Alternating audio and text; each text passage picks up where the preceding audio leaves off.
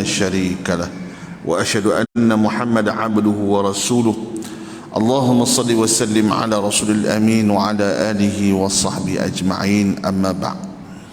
Tuan-tuan dan puan-puan yang dikasihi oleh Allah, alhamdulillah, bersyukur banyak kita kepada Allah Subhanahu wa taala kerana kita diberi kesempatan pada malam yang mulia ini untuk meneruskan kuliah maghrib pada malam ini. Tuan-tuan, insya-Allah saya menyambung kitab yang saya baca, iaitu tentang Al-Mustafad min Qisasul Anbiya, ya, pengejaran daripada kisah-kisah Nabi yang diambil daripada Al-Quran, tuan-tuan, ya. Jadi kisah Nabi ini ada banyak, ada kisah betul, ada kisah tak betul, ya. Kisah yang betul itu lain dan tidak bukan datang dari Al-Quran. Kerana Al-Quran itu Allah sebut inna nahnu nazzalna dzikra wa inna lahu lahafizun. Sesungguhnya kami yang menurunkan Al-Quran dan kami menjamin akan terjaga sampai hari akhirat, akhir kiamat. Jadi Al-Quran itu di antara keistimewaannya ialah dia adalah kitab yang terjaga. Ya, Allah jaga dia. Sebab itu kita kena berpegang. Kita ni tuan-tuan, istimewanya kita ini kerana adanya Al-Quran. Ya, ada Al-Quran, tuan-tuan. Kalaulah tak ada Al-Quran, apa jadi kita, tuan-tuan? Sesat kita, tuan-tuan. Yang kita tak ada tempat berpegang, tak ada tempat untuk kita merujuk, tak ada tempat untuk kita berpaut. Dengan adanya Al-Quran, hudal linnas, ya, sebagai petunjuk kepada manusia. Dalikal kitab la raiba fihi, inilah kitab yang tidak perlu kamu ragukan lagi. Hudal lil muttaqin, petunjuk kepada orang yang bertakwa. Jadi tuan-tuan, antara kisah Al-Quran itu ialah cerita. Sebelum ni kita dah cerita tentang kisah Adam alaihi salam, ya. Adam alaihi salam, beliau dilantik menjadi khalifah, menjadi pemimpin, menjadi khalifah, ya. Kemudian tuan-tuan, ya, bila dilantik menjadi khalifah, Allah ajar dia dengan ilmu pengetahuan. Kemudian Allah suruh semua malaikat sujud pada dia. Tuan-tuan, ya, sujud pada dia, sujud pada Adam. Ya, sujud itu bukan sembah, sujud itulah untuk hormat. Tuan-tuan, tetapi syaitan iblis tak mau sujud. Tuan-tuan, ni cerita, tuan-tuan, ya. Jadi kita mengambil pengajaran daripada ni, tuan-tuan. Ya, iblis tak mau ikut perintah Allah Subhanahu wa taala. Wa kana minal kafirin, yang termasuk dalam golongan orang-orang yang kafir. Di situ menunjukkan bahawa berlakunya pertembungan antara syaitan dan juga manusia bermula. Sebab itu dalam awal surah Al-Baqarah Allah cerita dah pertembungan antara syaitan dan juga manusia ini dah bermula, tuan-tuan. Jadi nak bagi tahu kita, berhati-hatilah kamu dengan syaitan. Jangan kamu ikut walaupun sedikit. Jangan kamu terpedaya walaupun sedikit. Kena muqata'ah, kena putus hubungan dengan syaitan, baru kita boleh hidup selesa, tuan-tuan. Barulah kita boleh hidup beragama, barulah kita boleh hidup berdasarkan wahyu Allah. Tapi tuan-tuan, kalau sekiranya kita tidak memutuskan hubungan dengan syaitan, selagi itulah kita pada hari, tuan-tuan, ia terikat dengan banyak-banyak benda, ya. Kita ini terikat dengan hawa nafsu, tuan-tuan, sehingga kita tak dapat nak melaksanakan perintah Allah Subhanahu wa taala, tuan-tuan. Dan hari ini dunia, tuan-tuan, ya, pun berhadapan dengan benda yang sama. Ya, syaitan, tuan-tuan, dia ada tanzim dia ada organisasi dia, tuan-tuan. Dulu dia panggil old order, ya, dunia lama, dia buat baru, new world order. Siapa kepala dia? Syaitan lah. Ya, syaitan ni, tuan-tuan, kalaulah dia bawanya kepala dia, tuan-tuan, badan dia depan kita, tuan-tuan, ada orang nak ikut? Tak ada orang nak ikut, tuan-tuan. Dah rupa dia huduh, kan, mata dia sebelah lah, tuan-tuan, ya, bersiung pula. Siapa nak ikut syaitan? Muka berhuduh, tuan-tuan. Tapi syaitan pandai, tuan-tuan. Dia tak datang dengan wajahnya yang sebenar. Dia datang dengan new world order, yang menjanjikan manusia dengan sistem-sistem kehidupan yang semuanya membawa manusia kepada kesesatan, tuan-tuan. sistem ekonominya, sistem komunisnya tuan-tuan, ya, sistem apa lagi tuan-tuan, sistem apa, izm yang ada tuan-tuan, ya. Konon-kononnya nak bagi baik, manusia baik tuan-tuan, akhirnya menjahanamkan, ya. Baru ni tengok Singapura telah mengiktiraf apa nama LGBT, kan, dia iktiraf jadi undang-undang boleh tuan-tuan. Itu bukan membawa manusia kepada kebaikan tuan-tuan, itu membawa kepada keburukan. Ia membawa kepada manusia kepada kebinantangan. Bila mereka tidak mengikut syariat Allah, dia jadi binatang tuan-tuan.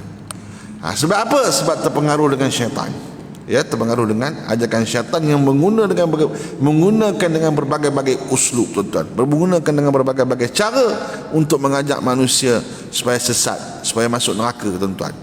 Sebab itu syaitan mula-mula tuan-tuan apa dia buat? Dia minta kepada Allah, boleh tak aku ditangguhkan kematian aku ni sampai hari kiamat. Untuk apa? Untuk nak sesatkan manusia, nak sesatkan manusia. Tuan-tuan, jadi kita terlupa tuan-tuan bahawa musuh sebenarnya kita adalah syaitan, iblis. Innahu aduwwun lakum, sesungguhnya dia adalah musuh kamu. Fattakhidhu aduwwa, ambillah dia sebagai musuh. Jangan ada kompromi dengan apa nama syaitan dan iblis tuan-tuan, ya. Tapi tuan-tuan, kita sambung pengajaran daripada kisah Nabi Adam ini tuan-tuan. Itu kita dah bincang tuan-tuan, yang pertembungan antara al-haqi wal batil, antara kebenaran dan kesesatan itu tuan-tuan akan berterusan sehinggalah pada hari kiamat, hari akhirat tuan-tuan. Taib, pelajaran yang kita kena ambil daripada kisah Adam ini, pertama, menghindari iri hati dan sombong. Pasal apa Adam tak mau sujud pasal apa iblis tak nak sujud pada Adam? Dia kata, aku khalaqtani min nari wa khalaqtahu min tin. Aku ni, syaitan ni dijadikan daripada api, manusia tu daripada tanah. Nampak tuan? Itu reaksi apa? Roh apa tuan-tuan? Reaksi sombong. Konon-konon ni aku lebih hebat daripada Adam. Sombong. Jadi tuan-tuan, sombong ini akhlak syaitan. Sombong ini akhlak orang yang rendah kepribadiannya tuan-tuan, ya. Jadi tuan-tuan, disebut tuan-tuan bahawa bila mana iblis mengatakan demikian, ya, ini menunjukkan kesombongan dia. Dia tak mau sujud pada Adam. Pertama, dia lawan perintah Allah.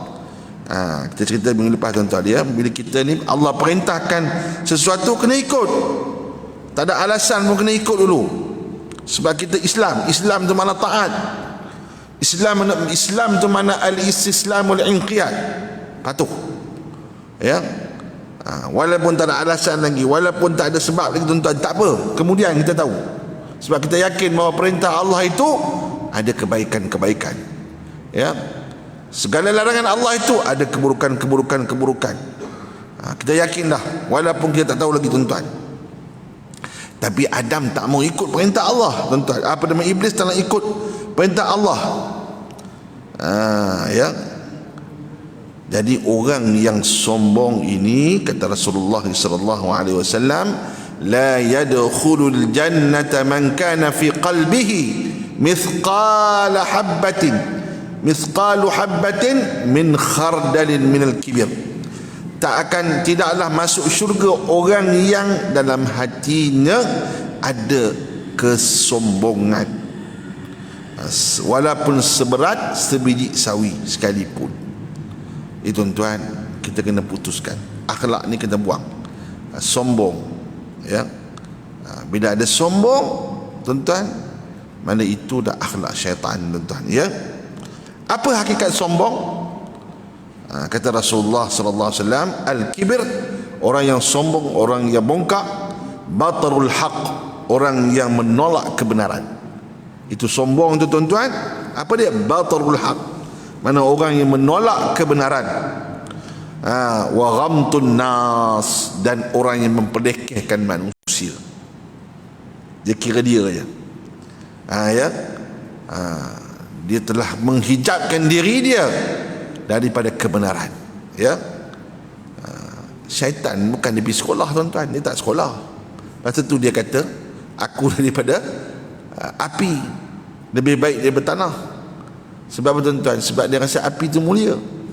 Hakikatnya api itu tak mulia. Api itu hakikat dia adalah membakar, memusnahkan. Tanah hakikat dia adalah membentuk. Kata ulama, jadi tanah itu lebih baik daripada api sebenarnya. Tapi syaitan dia tak, dia batrul haq, dia sombong, dia takabur, dia tolak awal-awal lagi tuan-tuan. Segala kebenaran ditolaknya. Sebab itu tuan-tuan, jangan sombong. Kita tuan-tuan, apa pun keadaan, jangan sombong. Orang Melayu kata sombong bodoh kan. Apa mana sombong bodoh tuan-tuan? Adalah sombong bodoh pula kan. Ya, sebab dia telah menolak kebenaran. Ya, dia tak melihat kebenaran di hadapan dia tuan-tuan, maka dia menolak mentah-mentah. Ini yang menyebabkan sebahagian manusia yang sesat. Sebab tu syaitan ni, anak buah dia nama dia Yahudi. Yahudi pun sama juga, sombong. Apa panggil Yahudi tuan-tuan? Dia kata, nahnu abna'ullah wa ihibba, kami ni anak Tuhan. Nahnu sya'bul mukhtar, kata Yahudi tuan-tuan. Kami ni adalah bangsa pilihan. Adapun orang lain semuanya adalah binatang-binatang yang boleh dipergunakan. Ini kata Yahudi, sombong. Jadi tuan-tuan, sebab itu dia sesat. Jadi orang sombong ni selalunya sesat, selalunya dia akan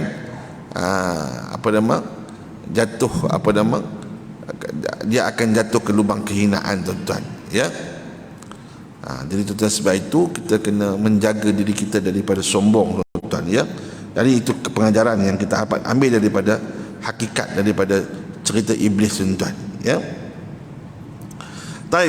Jadi sombong tadi tuan-tuan, menolak kebenaran, menghina orang lain. Sebab apakah syaitan sombong tuan-tuan? Sebab dia dengki. Mai pula akhlak kedua, akhlak mazmumah yang kedua yang dimonopolikan oleh syaitan. Mula-mula sombong, akhirnya dengki. Sebab dengkilah dia telah menolak segala kebenaran.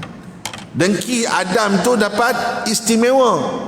Allah ajar dia segala ilmu. Wa 'allama Adam al-asma'a kullaha thumma 'aradahum 'alal malaikati faqala anbi'uni bi asma'i haula'i in kuntum sadiqin. Ya, Allah ajar Adam tu dengan berbagai-bagai ilmu.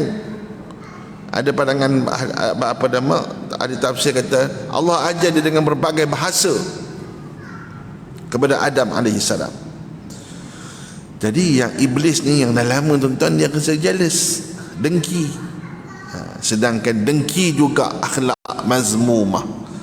Ni tuan-tuan, ini semua sombong, dengki, ini semua lubang syaitan.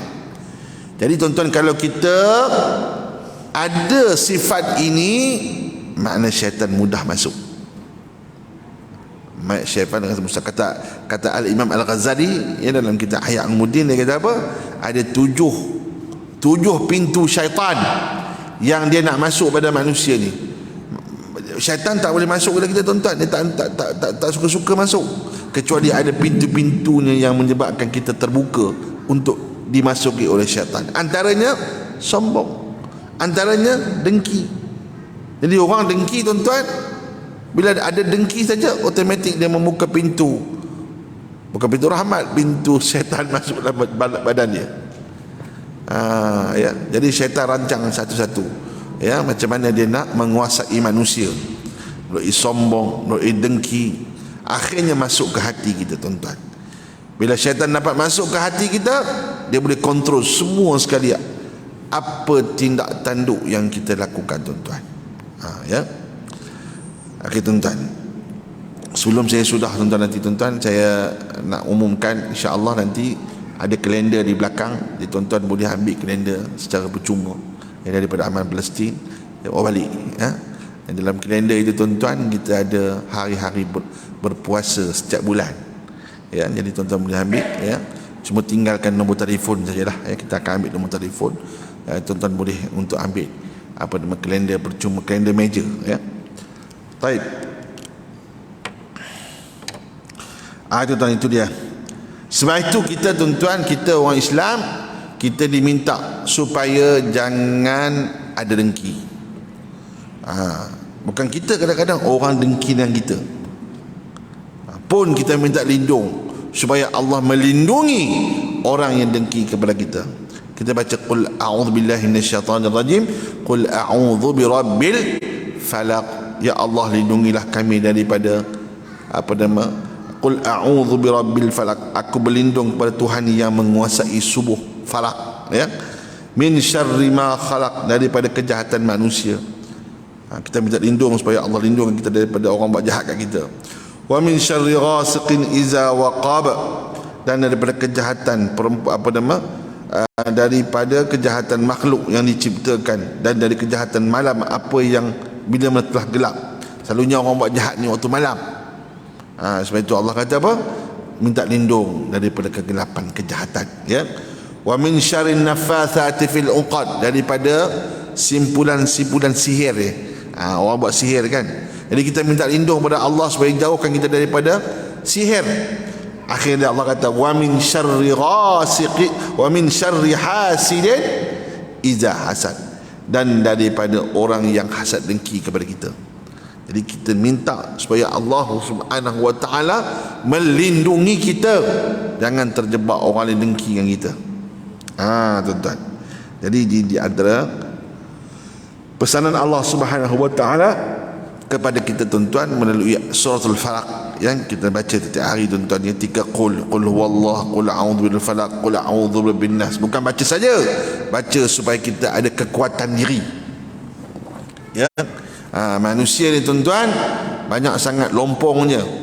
Kalau kita tidak ada pendinding, nanti mudah untuk kita dikalahkan oleh syaitan. Jadi kena ada pendinding. Antara pendindingnya 3 qul tadi, ya, kita baca pagi dan petang, tuan-tuan, ya. Taib. Itu, tuan-tuan. Dan diceritakan juga, tuan-tuan, bagaimana sifat sombong, sifat takabur, tuan-tuan, besar diri, kemudian membawa kepada hasad dengki. Ya. Jadi dalam sejarah manusia, ya, anak cucu Adam ni ada juga orang yang bersifat dengki, tuan-tuan, ya, iaitu di kalangan Bani Israel. Bani Israel anak cucu Nabi Yaqub. Anak Nabi Yaqub ni ada 12 orang. Mereka berdengki kepada Yusuf. Bila kata Yusuf, kata apa? Aku melihat wa idh qala yusufu li abihi ya abati inni ra'aitu ahada 'ashara kawkaba wasyamsa wal qamara ra'aituhum li sajidin. Ya, aku melihat tu bintang-bintang sujud pada aku. Jadi Nabi Yaqub fahamlah bahawa anak dia dah mimpi bintang-bintang pakai sujud pada dia. Maknanya Nabi Yusuf ni satu hari nanti akan jadi nabi. Jadi bila itu Nabi Yusuf sayang lebih, Nabi Yaqub ni sayang lebih daripada anak dia Yusuf. Tapi adik-beradik yang lain cemburu, dengki. Nampak tak? Ni dengki, tuan-tuan. Jadi mulalah mereka memisahkan Yusuf daripada Yaqub. Ini termasuk, ini sifat yang kita kena ambil pengajaran, tuan-tuan. Ini cerita Al-Quran, ya, bagaimana saudara-saudara Yusuf dengki kepada adik dia yang bernama Yusuf, campak dalam telaga. Cerita kat ayah dia ni, Yusuf ni dah mati dimakan serigala. Sembelih kambing, bubuh darah kat baju dia, tunjuk kat ayah dia. Tuan-tuan nak cerita, tuan-tuan, dengki punya hal, dia boleh buat apa saja maksiat. Ya, orang yang dengki, seperti dia kata batrul haq wal ghamtun nas, ya, orang dia menolak kebenaran dan mempelekehkan orang lain. Jadi dengki, dengan daripada sombong itu pergi ke dengki. Jadi, tuan-tuan, dia cerita je, kalau kita cerita, tuan-tuan, ini cerita Al-Quran yang menunjukkan manusia ketika itu bila mereka telah berlaku dengki, maka berlakunya hampir-hampir dibunuh, tuan-tuan, ya. Taib, itu pengajaran yang pertama daripada cerita Nabi Adam alaihissalam bila bertemu dengan iblis, tuan-tuan. Yang kedua, tuan-tuan, nak ceritanya, ya, la ijtihad inda wujudin nas. Bila kita tidak boleh berijtihad bagi pandangan bila ada nas Al-Quran. Manusia, tuan-tuan, kadang-kadang dia banyak fikiran, banyak idea kita boleh pakai selagi tidak bertentangan dengan Al-Quran. Kalau ada nas Al-Quran, kena pegang nas Al-Quran, walaupun apa keadaan pun. Ya. Jadi tidak ada ijtihad inda wujudin nas. Ya, bila ada nas tidak boleh kita berijtihad, tuan-tuan. Jadi Allah Subhanahu wa taala telah mengatakan wala taqraba hadhihi syajarah, jangan kamu dekati pokok ini. Wala taqraba hadhihi syajarah fatakuna minadh dhalimin, kalau kamu dekat kamu akan jadi orang yang zalim.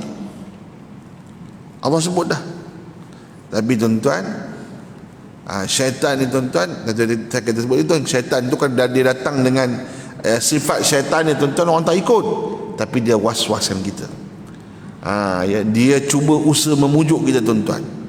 Dia beritahu Adam, hai Adam, yang tak boleh dekat makan tak apa. Ya. Dan tak boleh dekat pokok, makan tak apa. Jadi nak makan tu kena dekat pokok, kena mendekati pokok itu. Tuan-tuan, dia kata ni, aku ni bawa kebenaran ni, aku ni nak bagi kau ni kekal dalam syurga, makan tak apa. Dia usaha, tuan-tuan, sampai syaitan ni bersumpah, wallahi aku ni, wallahi. Tuan-tuan, dia ni kita syaitan ni, tuan-tuan, ya, dia berjanji, dia bersumpah nak meyakinkan Adam AS, sehingga Adam tertipu. Akhirnya dia pun tersesat, tuan-tuan. Dia pun tersesat. Akhirnya Allah kata apa? Fa azallahuma syaitanu anha fa akhrajahuma mimma kana fi, maka terkeluarlah Adam daripada syurga. Qul nahbitu ba'dukum li ba'din adu. Ya, maka dengan sendiri je pakaian syurga terlucut daripada Adam. Bila dia ambil buah yang terlarang, tuan-tuan, automatik pakaian syurga tu dah terlucut daripada dia. Ya, jadi tuan-tuan, makna tuan-tuan, sepatutnya bila ada nas, Allah kata la taqraba hadhihi syajarah, jangan dekat pokok ini, pergi makan lagi. Dia panggil dalam istilah usul fiqh, tuan-tuan, ya, yang apa dekat pun tak boleh, tambah makan, kan? Macam Allah kata wala taqul lahuma uff, jangan kamu kata kepada mak ayah kamu uff. Pun tak boleh, haram. Macam mana pergi pukul dia, tuan-tuan, pukul mak ayah lagi teruk, kan? Itu dia panggil mafhum muwafaqah, mafhum kefahaman secara apa nama, secara kefahaman yang mendalam. Muwafaqah ni mana yang serasi. Ya, kalau kata pun tak boleh, tambahlah pergi pukul, tuan-tuan. Begitu juga Allah kata wala taqraba hadhihi syajarah, jangan kamu dekat pun tak boleh, pergi makan lagi tu, lagi teruk. Tapi iblis ni, tuan-tuan, dia suka mentakwil. Takwil ni menafsirkan sesuatu benda, tuan-tuan, ya, supaya lari daripada tujuan asal. Ya, tak apa, kamu akan kekal dalam syurga, makanlah. Jadi tuan-tuan, menyebabkan tertipunya Adam AS, tuan-tuan, ya. Jadi ada kaedah, dia kata tidak ada ijtihad ketika ada nas. Alasan kaedah ini adalah kerana agama Allah yang dengan dia mengutuskan para rasul. Sesungguhnya agama Islam ni adalah agama di sisi Allah. Inna dina indallahi al-Islam. Seperti mana yang telah kami sampaikan dan akan kami ulang di sini, maknanya Islam adalah berserah diri kepada Allah. Dan sebab itu kita taat pada perintah Allah. Bila mari apa-apa yang bertentangan dengan perintah Allah, kita tolak. Itu asas kepada pegangan seorang Muslim. Dia berpegang kepada perintah Allah. Ya. Kalau ada perintah Allah, marilah orang lain perintah, dia tak akan buat, tuan-tuan. Ini berbeza dengan iblis. Iblis tu tabiat dia menolak perintah Allah. Dia katakan kufur. Kafara ni mana, orang kafara ni kalau bahasa Arab ni asal makna tayar kafar. Tayar tu mana dia membatasi antara angin luar dengan angin dalam tayar tu, tuan-tuan. Jadi itu kafar, dia panggil kafar juga. Jadi kafir tu mana apa, tuan-tuan? Mana dia menghalang hidayah masuk pada Allah, masuk pada dalam diri dia. Ya. Jadi iblis ni dia kafir. Apa makna kafir? Menolak perintah Allah, hidayah Allah dia menolak, tuan-tuan. Iblis jatuh ke dalam kekafiran yang jelas kerana dia menolak perintah Allah. Allah Ta'ala memerintahnya sujud pada Adam, lalu dia menolak untuk melaksanakan perintah yang jelas untuk sujud. Ya. Kebenaran dan petunjuk perintah ini bersifat qat'i. Jadi arahan Allah itu, ini istilah apa nama, istilah usul fiqh dia panggil qat'i, nasul qat'i. Nasul qat'i apa tuan? Nas yang secara putus, tak boleh tolak ansur lagi dah.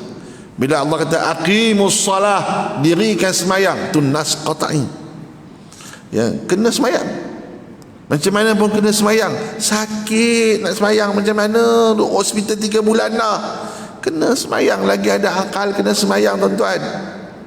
Kena sedih, tuan-tuan, ni kita pergi hospital, tuan-tuan, ya, dah lah sakit, ya, dah tak semayang pula. Tuan-tuan, pasal apa sakit ni, waya-waya ni nak semayang macam mana? Semayang macam mana pun, tuan-tuan. Yang penting ada wuduk, semayang. Kalau tak ada wuduk pun semayang juga sebagai menghormati waktu. Kalau mati, lepas dah. Ni dah lah sakit, nak mati, tiba-tiba semayang tak mau, tuan-tuan. Tak kecelaku, kan? Jadi tuan-tuan, makna dia, bila Allah perintahkan satu benda, kena buat. Aqimus salah, dirikan semayang. Dalam apa keadaan pun, selagi ada akal, kena semayang. Kecuali nyanyuk lah. Tuan-tuan, dia nyanyuk tak kena orang lah, tuan-tuan, nak semayang macam mana, kan? Ya, kita tak, masa nyanyuk tak boleh nak paksa dia, kau semayang juga tak boleh, pasal dia nyanyuk, hilang akal. Sebab itu karamah manusia ini, kemuliaan manusia ini pada akal. Kalau dia tak ada akal, tuan-tuan, ketika itu dia sama, dia tak jadi manusia lah. Sebab itu dia tak wajib untuk semayang. Ya, jadi ada dalam Al-Quran disebut sebagai nasul qat'i, nas yang secara qat'i, tak boleh kita bertolak ansur. Ya, ya. Sebab itu bila ada nas, tidak boleh kita kompromi. Macam Allah perintahkan kepada kita untuk, ya, apa nama, haramnya riba. Haramnya riba, tuan-tuan, itu nas qat'i itu. Wa ahallallahu al-bay'a wa harrama riba. Allah menghalalkan perniagaan dan mengharamkan riba. Mana kita kena usaha, ya, jangan sampai kita terjatuh kepada ribawi, kepada unsur-unsur riba, terutama dalam muamalat, dalam pinjaman, ya, dalam tuan-tuan, dalam takaful ke dalam insurans dengan tuan-tuan, jangan sampai ada unsur-unsur ribawi. Ada setengah orang ni kata sama je, mana boleh sama, tak sama. Lepas tu Allah kata wa ahallallahu al-bay'a wa harrama riba. Allah halalkan jual beli dan juga mengharamkan riba. Sama ya ustaz, takaful ke insurans sama, mana boleh sama. Saya bukan jual takaful, tuan-tuan, tapi nak ceritanya takaful dia ada akta dia, insurans dia ada akta dia, tak sama. Insurans dia ada al-gharar disebut, ya, penipuan.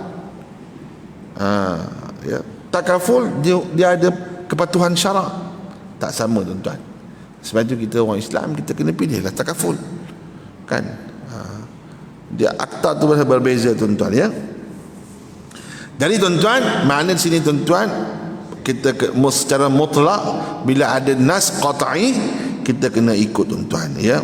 Iblis menentang perintah Allah. Iblis tidak hanya berbuat maksiat, melanggar perintah Allah, tapi dia juga menentang segala perintah Allah, menyatakan bahawa perintah tersebut tidak pantas ditujukan kepadanya, kerana menurutnya dirinya lebih baik daripada Adam, sehingga tidak pantas sujud kepada Adam, meskipun Allah memerintahkan, ya, Allah memerintahkan sujud pada Adam. Apakah yang menghalangi? Allah tanya dia dalam surah Al-A'raf, Allah kata, apakah yang menghalangimu sehingga kamu tidak sujud pada Adam ketika aku menyuruhmu? Iblis menjawab, aku lebih baik daripada dia. Ya, engkau ciptakan aku dari api, sedangkan dia daripada tanah. Jawapan sombong, jawapan takabur, yang menyebabkan dia tidak mengikuti perintah Allah Subhanahu wa taala, tuan-tuan, ya. Baik.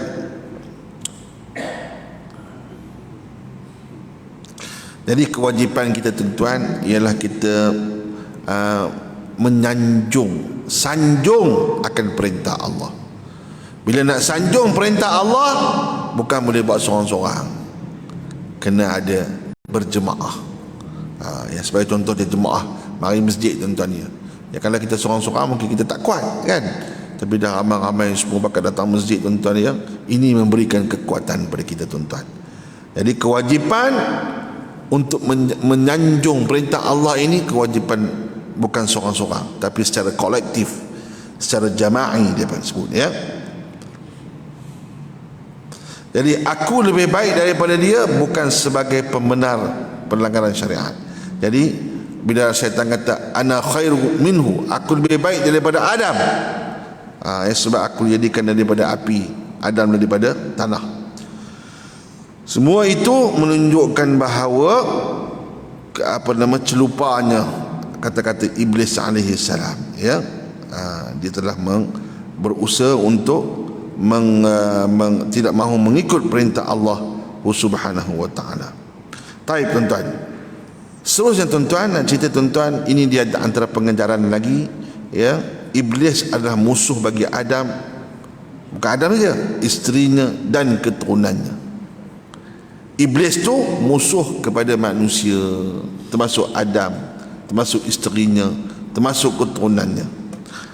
Iblis adalah musuh Adam disebabkan keengganannya bersujud pada Adam, ya. Allah menjauhkannya dari rahmatnya dan melaknatnya, sehingga dia menjadi musuh kepada Adam. Setelah itu Iblis menyeret permusuhan ini kepada isteri Adam, keturunannya, dan ikatan perkahwinan. Jadi, tuan-tuan, ni Iblis ni dia punya target dia, tuan-tuan, dia punya misi dia untuk menghalang manusia daripada taat kepada Allah.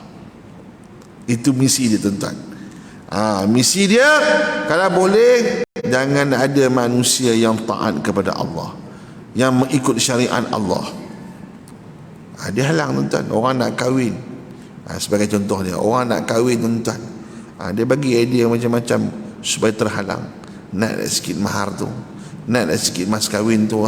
Kan sekarang dah zaman dah semua duit belaka, kan? Dia perangat kita, tuan-tuan. Jadi mak ayah perempuan ni pun naikkan harga mahar. Bila naik harga mahar, lelaki ni susah lah nak kahwin, tak ada duit, tuan-tuan. Akhirnya tak kahwin. Itu yang Iblis nak. Iblis nak kalau boleh jangan kahwin, buat maksiat, berlaku perzinaan. Itu Iblis nak, tuan-tuan. Tapi, tuan-tuan, apabila manusia itu berlakunya perkahwinan, kita permudahkan perkahwinan, tuan-tuan. Ya, mungkin dengan mahar murah ke, ya, dengan urusan perkahwinan yang simple yang menyebabkan orang boleh mudah kahwin, tuan-tuan. Ini yang syaitan takut, ini yang Iblis takut. Sebab tidak ada lagi perzinaan, tidak ada lagi pergaulan bebas. Mana lagi dia cari makan, tuan-tuan? Dia tak boleh cari makan dah. Sebab itu, tuan-tuan, kita nak lawan syaitan ni, tuan-tuan, bukan hanya istighfar, astaghfirullahalazim, bertaubat, tuan-tuan. Bukan itu sahaja, bahkan kita melaksanakan perintah Allah juga ini disebut sebagai melawan syaitan. Apa saja benda-benda yang boleh membawa kepada menegakkan syariat Allah, ianya sebagai salah satu daripada kita nak lawan syaitan, tuan-tuan. Syaitan kalau boleh, tuan-tuan, ya, orang Islam ni pecah, tak bersatu, tuan-tuan. Ini syaitan, tuan-tuan. Ya, dia kalau boleh, tuan-tuan, umat orang Islam ni sama ada Melayu ke, kalau boleh berpecah, bercakaran, tuan-tuan. Biar berpuluh tahun pun tak apa. Yang pentingnya dia pun tak boleh bersatu. Ini idea syaitan, tuan-tuan. Idea ini diturunkan kepada Yahudi. Yahudi yang buat teori-teori pecah perintah. Asalnya orang Islam ni bersatu padu di sebuah khalifah nama dia Uthmaniyah, kan? Arab tu satu, tuan-tuan. Dia panggil Daulah Al-Arab Al-Muttahidah, daripada Mesir sampai Algeria. Tapi, tuan-tuan, marinya British.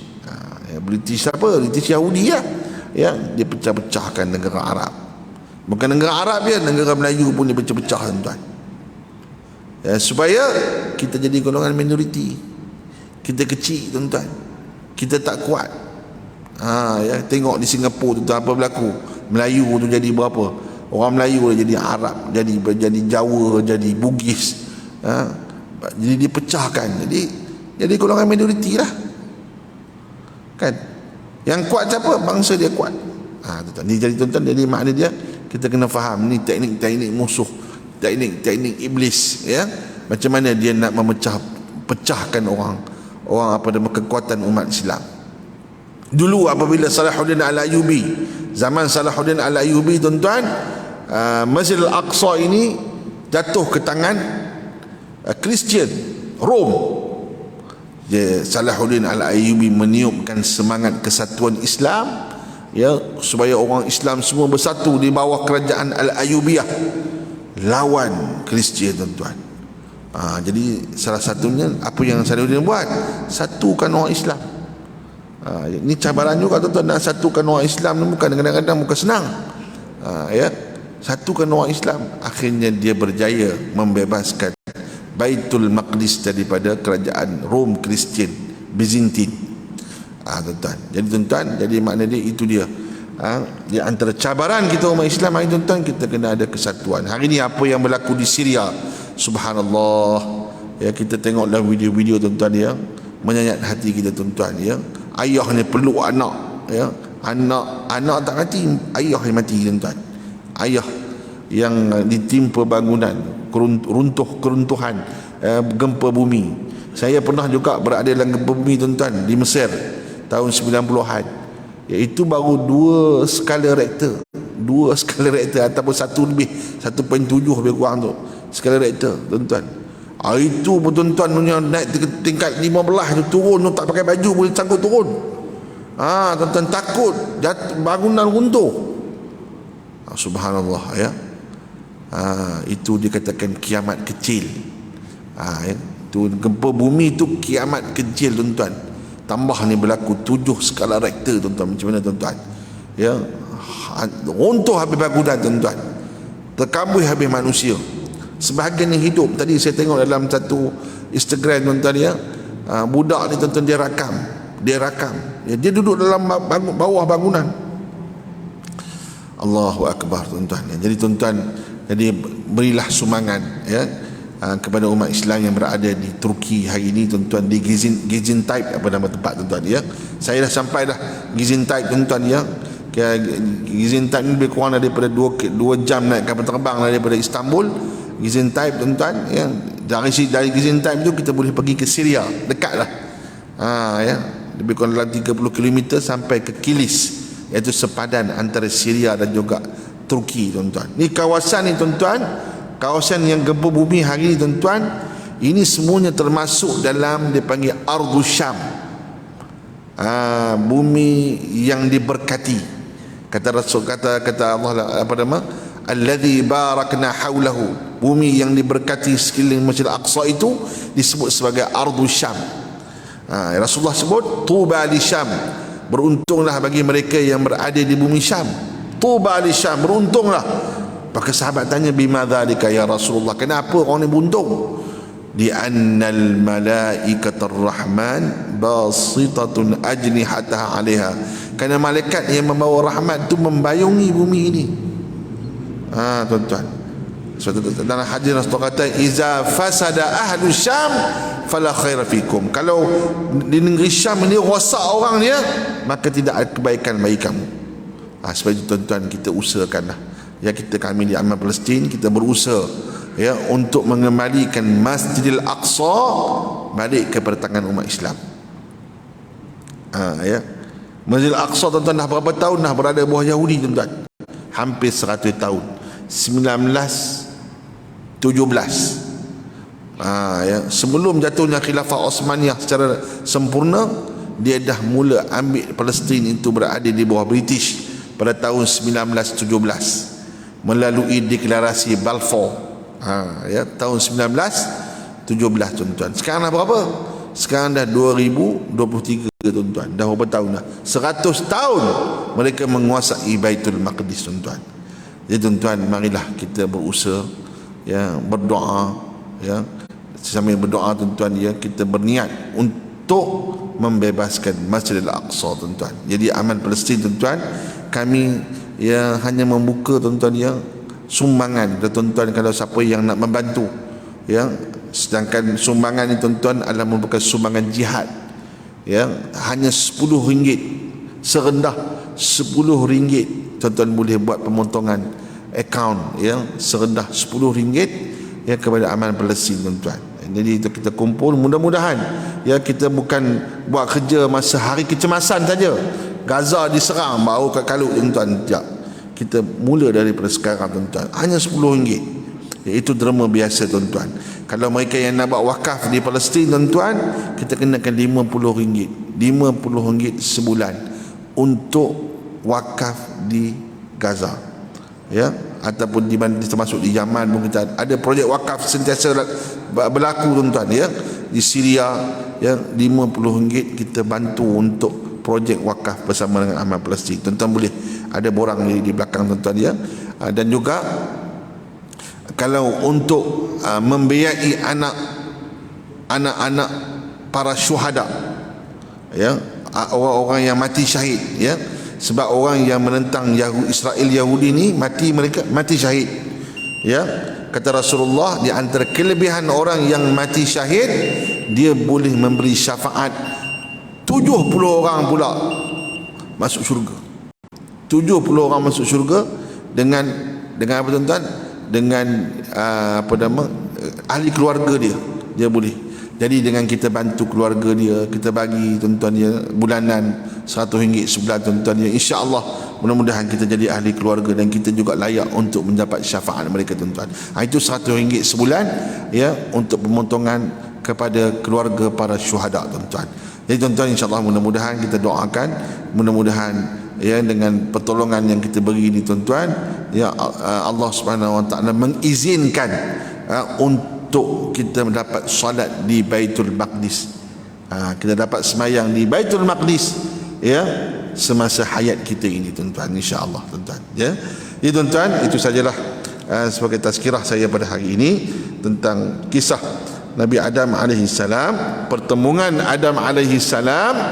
Dia akan Adam dan juga iblis ini tuan-tuan bukan masa dulu saja, bahkan dia akan berlangsung sehingga hari kiamat. Dan kita kena sedar hakikat ini, hakikat pertemuan ini tuan-tuan, al-haq wal batil. Ya, ja'al haq wa dhahaqal batil. Bila datang kebenaran, hancur kebatilan tuan-tuan. Ini adalah pertemuan yang berlaku seterusnya sehinggalah pada hari akhirat tuan-tuan. Jangan lupa tuan-tuan, sebelum tuan-tuan balik, boleh tuan-tuan ambil kalender yang diberikan oleh Aman Palestin secara percuma tuan-tuan. Di samping itu kita dapatkan nombor tuan-tuan, dan mudah-mudahan kita akan diberi manfaat oleh Allah Subhanahu Wa Taala sepanjang kuliah yang kita lalui ini tuan-tuan. Sekian dulu tuan-tuan, wallahu a'lam. Aqulu qawli hadha wa astaghfirullahal azim. Wassalamualaikum warahmatullahi wabarakatuh. Al-Fatihah. Bismillahirrahmanirrahim. Alhamdulillahirabbil alamin. Arrahmanir rahim. Maliki yaumiddin. Iyyaka na'budu wa iyyaka nasta'in. Ihdinas siratal mustaqim. Siratal ladzina an'amta 'alaihim ghairil maghdubi 'alaihim waladdallin. أعوذ بالله من الشيطان الرجيم. بسم الله الرحمن الرحيم. الحمد لله رب العالمين، والصلاة والسلام على رسول الأمين وعلى آله وصحبه أجمعين. اللهم أرنا الحق حقا وارزقنا اتباعه، وأرنا الباطل باطلا وارزقنا اجتنابه. ربنا عليك توكلنا وإليك أنبنا وإليك المصير. ربنا افتح بيننا وبين قومنا بالحق وأنت خير الفاتحين. ربنا آتنا في الدنيا حسنة وفي الآخرة حسنة وقنا عذاب النار. بفضلك سبحان ربك رب العزة عما يصفون، وسلام على المرسلين، والحمد لله رب العالمين. تقبل الله منكم.